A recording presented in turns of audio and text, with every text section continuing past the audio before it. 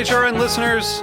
As we celebrate our 15th year, we are deepening our commitment to giving voice to the next generation of food systems storytellers, and we need your help. Our internship and fellowship programs help activate new possibilities for underrepresented and underestimated young people through experiential journalism, audio engineering, and production training. Through these unique programs, HRN helps food equity stewards build essential workforce readiness skills that expand their potential and foster economic mobility. Please consider supporting these critical programs. And with a minimum donation, you can be entered to win a dinner for two at an amazing restaurant in one of 8 cities and tickets to a concert at a great venue in one of those cities. We have incredible partners across the country who have donated, as they also share our passion for helping to educate the next generation of food systems storytellers. Check out heritageradionetwork.org/15 to donate and enter to win today. That's heritageradionetwork.org/15 to donate and enter to win today. And make sure you donate before March 31st. Thank you.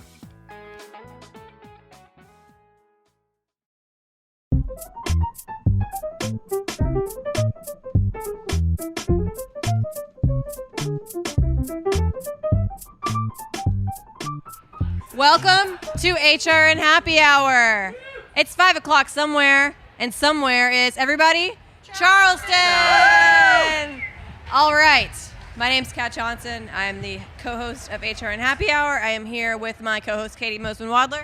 Hey, everybody. Happiest hour. And Hannah Forden's over yonder. She'll be back in a minute. I just had to throw out a really great Southern phrase, over yonder. Everybody note that. Way over yonder. Too long. Over yonder. It's all coming. It's like all my Alabama is flooding back. So we're super excited. We thought we had a full house yesterday, but today we have a really full house. It's like beer sessions radio in here, actually. I don't know. We're about a half of a beer session. This is one half of the beer sessions. Today's a special day, though, isn't it, Kat? Today is a very momentous day. It is Harry Rosenblum's birthday. Happy birthday to you. Happy birthday to you. Happy birthday, dear Harry. Happy birthday to you. Hey!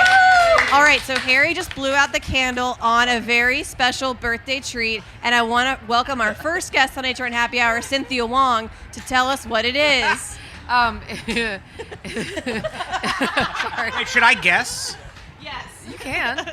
I mean, it's either a cake shaped like a chicken or it's a chicken shaped like a cake. I don't. It's ice cream. It's a turducken, but it's made out of ice cream. So it's a Wong duckin. Wong duckin. Because the more stupid jokes you can cram into something, you really should. Indeed. So is it turkey ice cream wrapped around duck ice cream wrapped around chicken? Oh, even better. And the legs and wings are dark meat, which is chocolate. So. Thank you. That's amazing. That is the best birthday cake I think I've ever had. We thought it might be. That's why we enlisted Cynthia to bring it, because we've been admiring it on our Instagram feed. Cynthia, can you tell us a little bit about Life Raft Treats? Yeah, I have an ice cream truck and a little ice cream company. And I make happy food. After years of being in restaurants and getting yelled at while on the line, I thought, oh, you know what? I think I'm going to done with this. I think I'm going to make some ice cream and be happy in my truck. So that's kind of what I do, and I hope I make other people happy with my ice cream. It sounds kind of like a pharmaceutical ad there for a little bit. But, yeah, I use really good local milk, Low Country Creamery. I have the t-shirt on. Yeah, ice cream. Good stuff. Fun. Our biggest product is the not fried chicken, which is waffle cone ice cream shaped to look like an ice cream drumstick. And we once did a food festival. We were in a dark tent handing out little mini versions of it. And it was really loud, and they didn't have the proper signage for us. And we were like, it's waffle ice cream! But I know that people were like really drunk and kind of like taking the tray and running off the corner and biting it and thinking, they didn't heat this nugget. But there's no chicken involved with this except for the eggs. So you're not going to bite into raw meat. It's going to be okay. Have you thought at all about putting some kind of candy bones inside? There is. There's a chocolate-covered candy bone in each of the legs and the wings, yeah. Best birthday ever? Take joke seriously. I mean, yeah, for real. Our next guest is Vik Patel of Sawgrass Technologies in Mount Pleasant, South Carolina. Hi, Vik. Hi, how are you? Good. And tell us about Sawgrass Technologies. Oh, we're not a food company. The food company is Dabba 13. Ah. Sawgrass is the company I work for during the day. Oh, day job. And then on the weekends, I go cook for my company, Dabba 13. Tell us more about that. Yeah, so there's a shortage of a good Indian food in this town. And I started cooking since I was in college and decided to take it out on the road. And I cook a couple of times a month at a local place downtown and sell out in 3 or 4 hours. Nice. Yeah, love it. And we also have Maneet Chauhan. Hey! 3 for 3. Third year in a row with Heritage Radio Network at Charleston Wine and Food. I'm sorry, I'm very distracted with that right in front. I'm like, are we only going to talk about it, or are we actually going to get in and start eating? Are you talking about the alcohol or the ice cream? It's up to interpretation, like whatever you guys want to, yes. We have also Eli Sussman's over here joining us, doing the social feeds right now, making me very nervous. We're live on the internet and also the internet. Oh, That's so meta. Oh my God. that's scary. It's totally meta. But Eli has put together a whole bunch of Maker's Mark shots for us to enjoy with this Wong Duckin. Happy birthday, Harry. Thanks, Eli. I'm going to subject you to shots of Maker's Mark, whether you like it or not. I mean, it will not be the first time that I've been subjected to shots of Maker's Mark. It will be the first time, however, that I have had ice cream turducken. So thank you, Cynthia. Just wait until we cut into it and you see what it's like inside. What's going to happen next year? That's what I want, I thought you were going to say this is the first time that I can legally do the shots now that I'm over 21. I mean, Yeah, absolutely. Happy birthday to you as well. Yeah, that's what you're supposed to say. Yeah. That's what his ID says anyway. Our final guest joining us once again today, he was here yesterday on Happy Hour, is Nate Collier from Le Creuset. Welcome, Nate.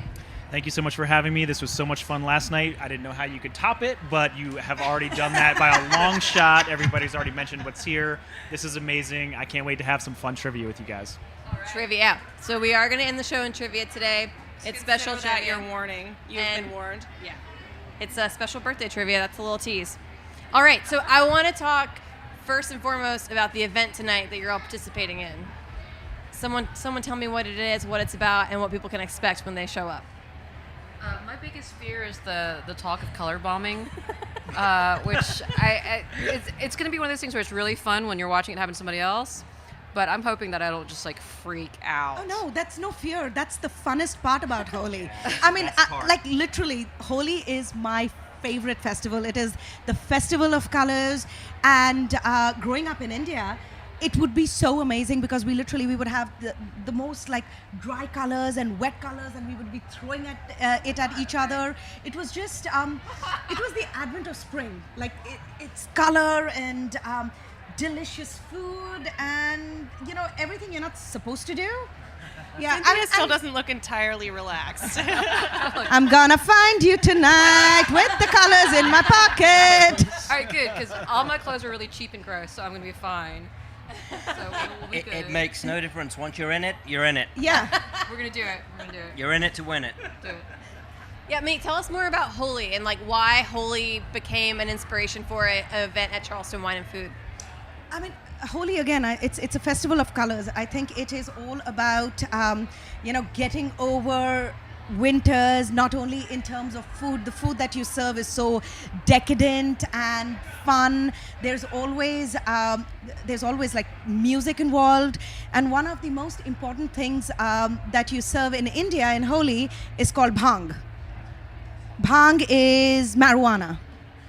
Nice. Yes. Are we going to have that Did today? you bring some? No, I'm from Tennessee. Hello, I'm not from Colorado. Isn't that where it grows? Why didn't you Not get from Colorado. Why didn't you get a chef to participate from Colorado that strategically? I had nothing to do with it. I just showed up, hoping that somebody would get some bhang. That's what it is. The last time I was in India, and they have these fritters that they make with bhang, and my mom-in-law kept on telling me, she's like, make sure you don't eat this. This is for the guests. Within 5 minutes, she was the one who was feeding me. So you can imagine, yes.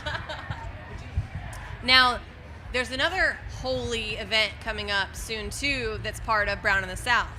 Tell me about Brown in the South, because It started, I don't know, about 2 years ago. 2 years ago, the first event was at Chai Pani in Atlanta. And it's so funny. Actually, the first time I met Merwan was right over here doing, the Heritage Radio interview. This was around 2 years back. Exactly. And he said that he was talking to Vish, and they wanted to, there are so many like ethnic chefs who are getting together in the South. And he's like, why don't we just celebrate it? So that's what we are doing. I think we have more fun in the kitchen. The guests who come to eat the food, they love the food. But I think this is more for us. Let's be really truthful about it, yes.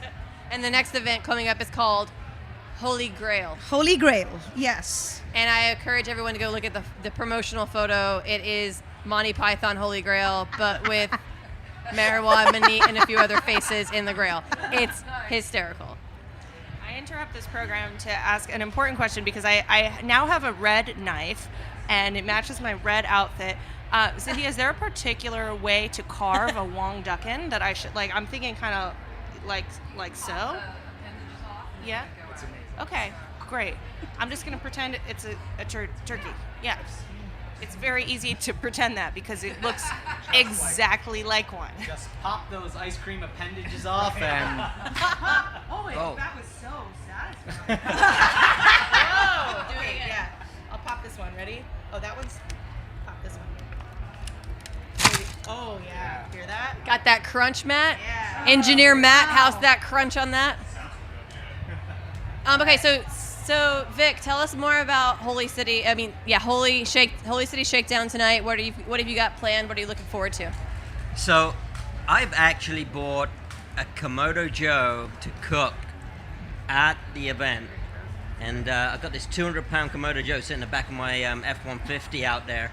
I'm gonna wheel that back. Where are you parked? Somewhere where you can't get into it. But it's a bright white F-150 with a bright red Komodo Joe sitting in there, so it's pretty distinguishable. So I'm gonna light up that grill. I'm gonna cook. I don't even know how much chicken I have, but it's what I call fire chicken, named after my son Ishan, who used to see me coming out in the backyard, see all the flames coming out the grill. And he said, "What are you making, Daddy? Fire chicken?" Oh. That's it. That's what it is. You can't read And so that's been my signature dish for the last couple of years, and it's fiery hot. It's great. It's got raita, which is yogurt based. So I'm looking forward to it. Awesome. So the photo bombing can start. I don't care if it comes onto the Joe. I don't care if it comes on the grill. We'll have some fun. Cynthia, what about you? What are you cooking up or making for Holy City tonight? I've made passion fruit kulfi. So it's a still frozen dessert. Instead of using condensed milk from a can, I made condensed milk and passion fruit, some other milk, ground pistachios. How do you make condensed milk? You get milk and sugar and just cook it forever until forever. It's looks like condensed milk. Nice. All right, so Katie is carving up our Wong ducken. I've never been happier than I am right now. So I have a piece of it right here. It has like different layers of ice cream that really do kind of emulate light and dark meat. Tell us about it, Cynthia.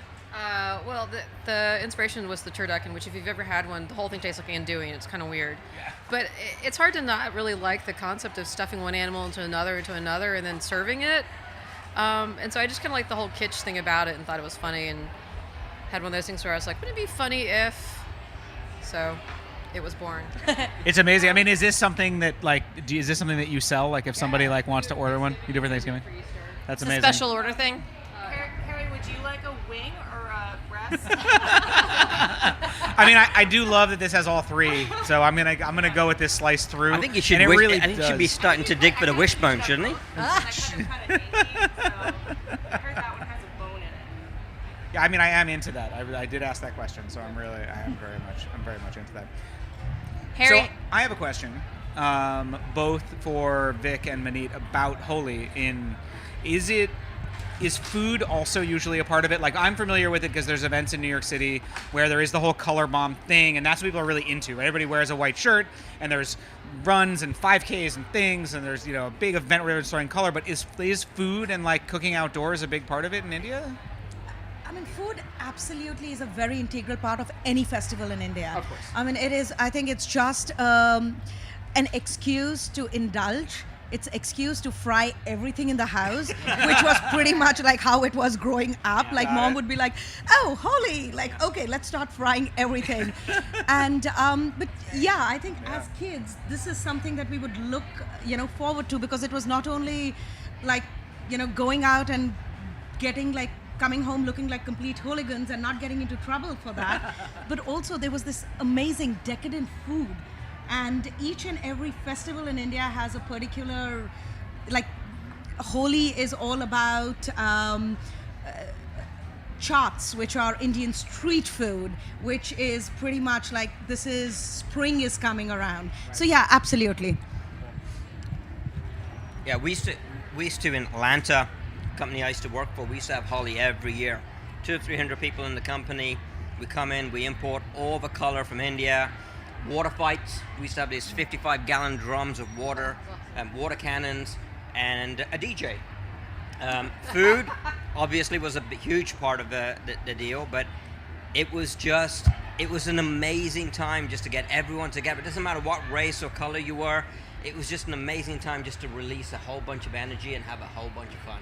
Yeah, I mean, it makes me feel like here in the U.S., by and large, a lot of us are really stuck up and kind of boring because, like, we don't let loose like that, right? That's not true. You should have seen the party last night.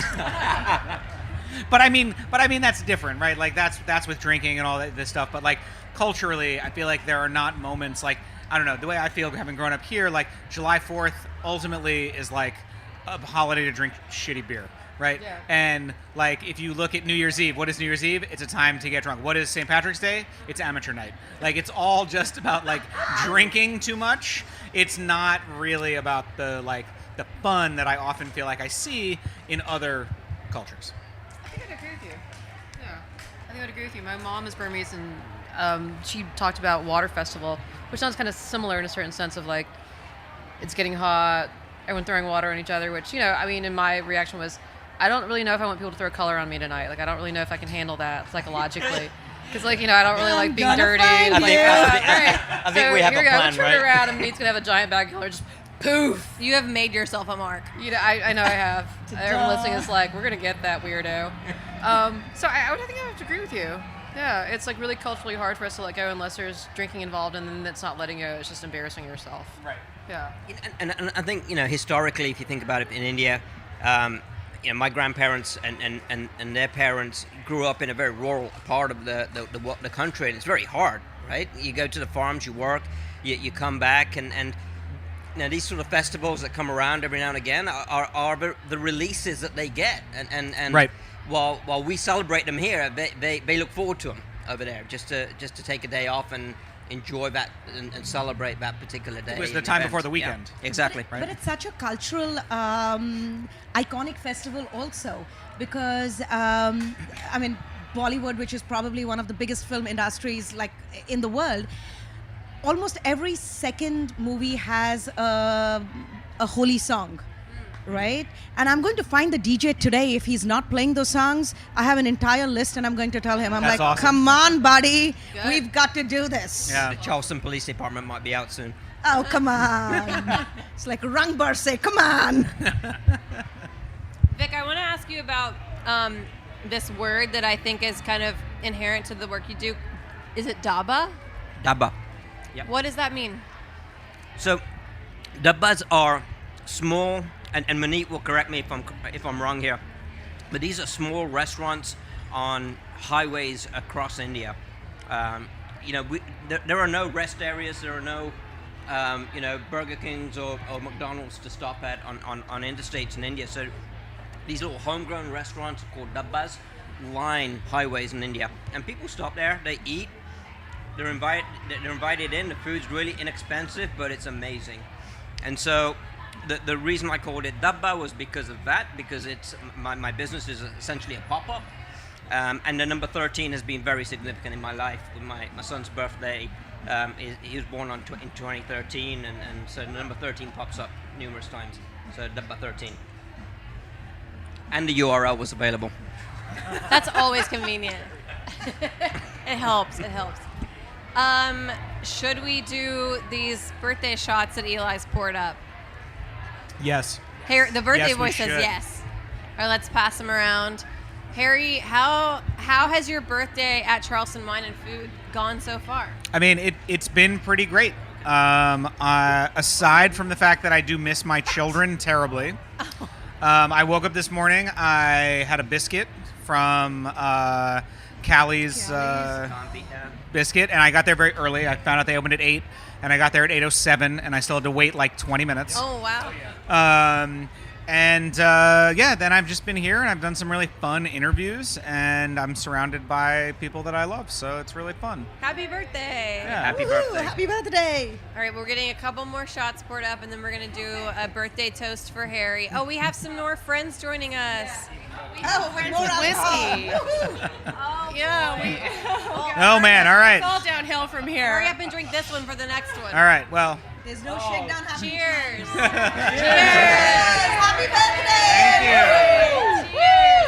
thank you. Cheers. All right. Well, We have 4 special guests joining us right now. We have Todd and Melissa Richards. Todd Richards in the house. Mary Elizabeth Kidd, welcome. woo. Steven Henderson with Uncle Nearest Whiskey. Awesome. Thank you guys for joining us. Come on in, pile in. We're serving Wong Duckin, which is a birthday cake for Harry. And I'm going to let you guys carry on with the show while I carve some more bird. All right. Just a crust. Yeah, I just want a crust. Well, we've talked about Holy City Shakedown. We've talked about Brown in the South. We've talked about Life Raft Treats. We've talked about Harry's birthday. Should we start in on our trivia? I feel like with this crowd, it might take a little while. I think we're about as orderly as we're going to get, guys. All right. So, the trivia today is obviously in honor of our great Harry Rosenblum's birthday. Oh, boy. So, if you're listening to this in the future, we've asked 10 of your closest friends for your deepest, darkest secrets, and every question is about something that you don't want broadcasted over the radio. So this should be really That's great exactly fun for you. But Eli, it's 2019, and with the internet and with the way social media works, there's nothing I've done that, I mean, if it gets out, it's just going to make me famous. That's what you think. From what I understand, the questions are from the dark web, so Oh, I'm big on the dark web now? we're not You're doing trending. teams today. Today is everybody's on Harry's team because it's his birthday, and everybody has to help him. Nice. Okay, so once again, as like yesterday, Nate is going to help me out. We're reading some trivia questions, and this trivia game is all about other people that share your birthday. Aha. So you will have to guess these famous people who were also born on March 9th based on some of their weird food preferences that I discovered on Google.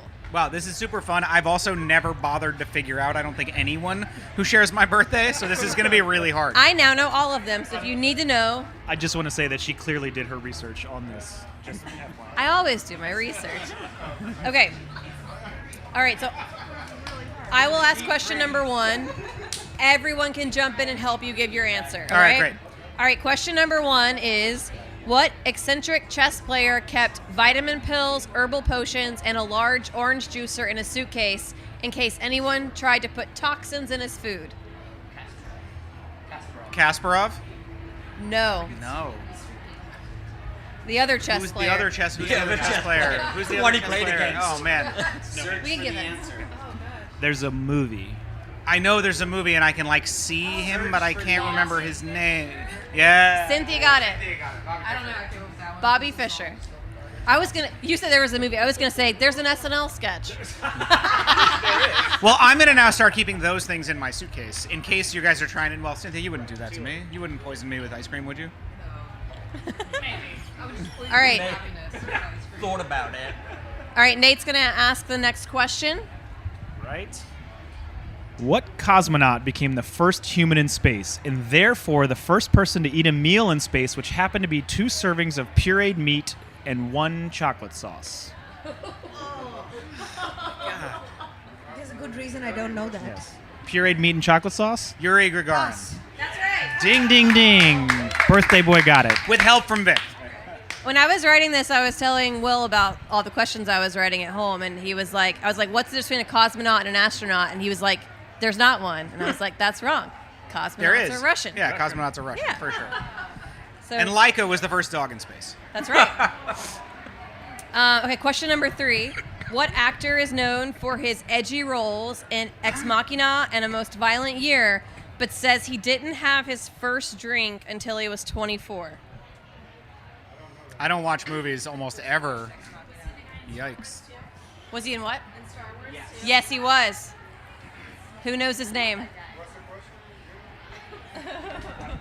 The actor was in Ex Machina and A Most Violent Year, but he says he didn't have his first drink until he was 24. Cynthia got it. Oscar Isaacs. I'm sorry, Oscar. If I ran you over in the street, I would not know who you are, but I'll go check out the movies. All right, here's question number 4 from Nate. So, what explorer and cartographer who left a considerable mark on the New World was thought to be a pickle dealer before he embarked on his own journeys across the Atlantic? Never knew that, but very cool question. It's only rumored. Is it Cook? By the way, New World No. is in quotes. Yeah. Just in case. He left. Was pickle dealer in quotes? Was not. So he was thought to be an actual pickle dealer, but we're talking about a quotational new world. Pickles used to be illegal, so he was the dealer somewhere. Hey, Eli, you want some pickles? Hey, I will say You got any pickles? the key words in this were that he left a mark on the New World. Our engineer Matt in the back with the answer, America Vespucci. All right, last question. It's all coming down to this. Okay. What I'm performing comedian- terribly, by the way, at this trivia, but What comedian did a segment on his Comedy Central show, The Opposition, where he consumed Donald Trump's 2,600-calorie McDonald's order consisting of 2 Big Macs, 2 Filet-O-Fishes, and a chocolate shake? Also known as Harry's normal lunch. only on Tuesdays. Wednesdays I come to Samisa. He used to be on The Daily Show, and then he got his own show. I think Maneet might have It's Stephen Colbert, everybody's telling me. No. Yeah. His show is named No, The Louis Black. Opposition. Louis Black? I said Stephen Colbert. Was it Louis Black? No. Who else was on the Daily Show? I feel like no one's going to... No? What's the show? The Opposition is the name of the show. And I think it was Hassan short-lived. Minaj. He's on Netflix. Close. The comedian is Jordan Klepper. Jordan Klepper. Ah. Now you can edit it out, so I just say Jordan Klepper, right? Yeah. Sure. All right, well, guess what, guys? You won trivia. Good job, Harry. Thank you so much. All right, we have a little bit more time left. Harry, do you have any birthday wishes, desires, things you want to do before you leave Charleston? Things I want to do before I leave Charleston. I want to go for a swim before I leave Charleston. Yes. Get color bombed. I would like to get color bombed. That would be fun, for sure. I don't know. I mean, I have to say, and I do feel like, I know we're sort of celebrating here, but I think it's valuable since there are people from different ethnic backgrounds here to just bring up again, and I've already done it here in this studio today, that I find it very interesting being from the North that we are in a park where there is a statue of John C. Calhoun, who was a big proponent of slavery, that is watching over all of this, and I feel like I have not seen the Holocaust Memorial. Well, that's cool. I'm not happy about the Holocaust Memorial. That's a bad thing to say, bad turn of phrase, but like that makes me feel much better. But the fact that like there's this John C. Calhoun statue up there, and there's like no, I don't feel like there's a lot of like mention or like talk about that here. Yeah, but the great thing is they're looking down on all this diversity here, and guess what? Yeah, you're totally right. Nick. You're totally right. Here's the finger to you. You're 100% right. Here goes your dream. No, I think you're totally right, and that is awesome, and it is awesome to see that there is so much diversity. And to be honest, if someone had told me 2 years ago, like, hey, Charleston wine and food, there's going to be a celebration of Holi, I would have been like, really? But I think that's the most exciting part about it. I mean, I think food is something that brings the world closer. And Vik and I, we were having this conversation earlier that at least when I went to school, when I went to culinary school, we were taught that French food is the epitome of food. Right. That's what it's all about. And now when you see that that the world is slowly opening up to ethnic cultures and ethnic foods, it makes me so proud. I mean, like earlier we were having this conversation about appropriation. I'm like, if anybody says that they are not appropriating a particular cuisine, even I am. I mean, what I'm cooking is not ethnic food. Right. It has been appropriated from the Mughals who came, the Persians who came to India. Sure. I mean, if I was serving raw meat, that's probably the only authentic food which is out there. So I think it's exciting for us all, as food professionals, to take different ingredients and to just celebrate it, and the world just becomes so much closer. It's true. And that's what's the exciting part. It's true, and there is amazing food out here today, and there's amazing food in here today. I mean, who would have thought there would be an ice cream turducken? So thanks, Cynthia. And we're giving you another birthday shot, Harry, and we're really lucky that we have a maker here with their own whiskey, Steve Anderson. I wanted Steve to tell us about what we're drinking. But Please, bottoms tell up, me. happy birthday. Cheers to your birthday. This is Uncle Nearest 1856. It's the story of the first African-American master distiller on record in the United States. Currently the only African-American ever represented on a brand of American whiskey. And it's come to light that in Lynchburg, Tennessee, he was making Tennessee whiskey using the Lincoln County process, and he's the original master distiller behind Jack Daniels. And the coolest thing about this story is it's always been one of love and honor between the two. Jack didn't see race and color, and so we have the opportunity in front of you to cheers to that and just say that story was lost to time and until it's sitting in front of you right now. So we're only about a year old, so this is our first time down here as well. So cheers. Amazing. Happy birthday. Cheers. Thank you. What do you think, It's Harry? delicious. Delicious? It's awesome. Tastes great. All right, so I assume Cynthia, Vik, and Maneet, you have to run to Holy City Shakedown when we're done here. I'm gonna drive. You're not gonna run. He's not going to carry that. Come on, Joe in the Joe. back. Yeah. Is there room in the back of the truck for us next to the grill? Let's go.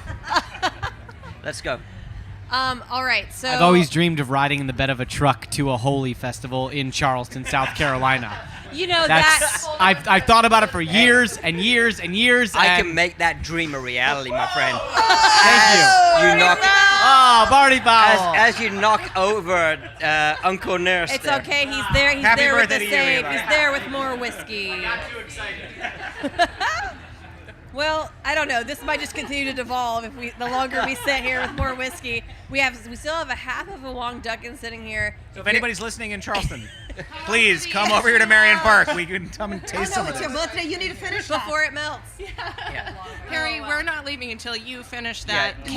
Yeah, you That can't is insult not what I Cynthia. want for my This birthday. is a Matilda situation. Wait, we do need to hear a few words from our good friend Todd Richards before we jump off this thing. Todd? Yes. We just want to say hey to you. We want to get you on mic. Hey. Todd. What'd you make? Also, we got some tots. Thank you. You said tots or tucks? Todd. Okay, I just want to make sure. But You've been drinking before I got here, right? I just want to make sure that let the record show, okay? talk about your day. Talk about Jack Ma. Wait. Well, talk Todd, about my Todd. day, yes. Let's start your day. What did you have for breakfast? Champagne. That's right. That's correct. That should have yes. been my first trivia question. Yes. That's what happened last year. Right. Todd celebrates Harry's birthday every day. Every day. I mean, people ask, why do I drink champagne for breakfast? Because the world is so crazy right now. So you got to start with a really great beverage in order to make it through the rest of the day. And then I drink a little whiskey, the rest of the day, have a little champagne. But, you talk about diversity, and it's your birthday. And I'm so happy that you talk about it, especially here in Charleston, because, where I look at it from a black perspective, that, two of my chefs are black that came with me, and we're driving down. We see slave quarters that we know are right there, but we're changing the world. That's why I come to this festival every year, because we get to change the world one bite at a time, or one drink at a time. So people can keep their statues up there. They can do all that shit they want to do. I'm sorry if I'm cursing. You can curse on this network. But but we all are responsible to change the world one bite at a time. And if we continue to do that, we make the world a better place. And can no one deny that? So it's your birthday. I'm here to celebrate you, but we're also here to celebrate, how we making the world a better place. All right, so cheers to that. Cheers. We also believe that we can change the world one mic at a place. And that's why we like to come to food festivals, to be able to hang out with people like Todd, Maneet, Vik, Cynthia, Nate, Eli, everybody that's here. It's been a blast so far. It's a deep happy hour. We covered a lot of ground. And we're doing it again tomorrow. So make sure you tune in tomorrow from 12 to 5 p.m. All right. Any final thoughts? Hannah has a... I've been silently drinking whiskey and eating ice cream, but this is now the second happy hour in a row where I'm almost crying, so I'm going to call it a success. That's your fault. All right. Well, thanks to everyone for joining us today. We will be back at the Le Creuset podcast studio tomorrow at Charleston Wine and Food from 12 to 5 p.m. Go to heritageradionetwork.org/Charleston 2019 to see our schedule for tomorrow. Go to heritageradionetwork.org/live to listen. Eli wants to shout out the Wong Duckin again. You have to. Because you have to. Unbelievable. Cynthia Wong is a genius, as we learned last year. I mean, come on. There's a song for it and everything. We won't sing it now, but you can find it in the archives. All right. Thanks, everybody, for joining. We'll see you tonight at Holy City Shakedown. Awesome. Holy head. Thanks, chat. We'll be back tomorrow. Happy Saturday. See you tomorrow at 12 noon on heritageradionetwork.org. Thanks for listening to Heritage Radio Network, food radio supported by you. For our freshest content and to hear about exclusive events, subscribe to our newsletter. Enter your email at the bottom of our website, heritageradionetwork.org. Connect with us on Facebook, Instagram, and Twitter at heritage_radio. Heritage Radio Network is a nonprofit organization driving conversations to make the world a better, fairer, more delicious place. And we couldn't do it without support from listeners like you. Want to be a part of the food world's most innovative community? Rate the shows you like, tell your friends, and please join our community by becoming a member. Just click on the beating heart at the top right of our homepage. Thanks for listening.